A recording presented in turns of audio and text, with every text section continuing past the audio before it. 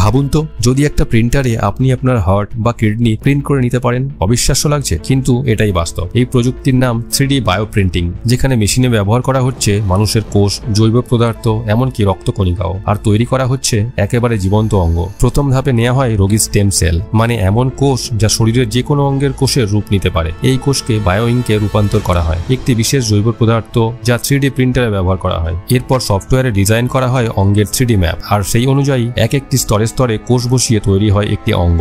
2019 সালে বিজ্ঞানীরা প্রথম সফলভাবে 3D প্রিন্ট করেছেন একটি ছোট হৃৎপিণ্ড। কোনো প্লাস্টিক নয়, এটা ছিল রক্তনালী সহ সম্পূর্ণ মানব কোষ থেকে তৈরি, একদম জীবন্ত, নড়াচড়া করা হার্ট। ভাবছেন এত সহজ? না, এটা শুধু প্রযুক্তি নয়, এটা জীবন বানানোর বিপ্লব। সাধারণ অঙ্গ প্রতিস্থাপন যেখানে বছর ধরে অপেক্ষা করতে হয়, 3D প্রিন্টেড অঙ্গ প্রতিদিন হয়তো চাহিদা অনুযায়ী মুহূর্তেই তৈরি করা যাবে। কিন্তু এখানেই শেষ নয়, বিজ্ঞানীরা এখন চেষ্টা করছেন পুরো মানব শরীর প্রিন্ট করে ফেলার। ভবিষ্যতের হাসপাতাল কি হবে তাহলে? Printer lab. জীবনের নতুন সংজ্ঞা কি লেখা হবে মেশিনের কালি দিয়ে?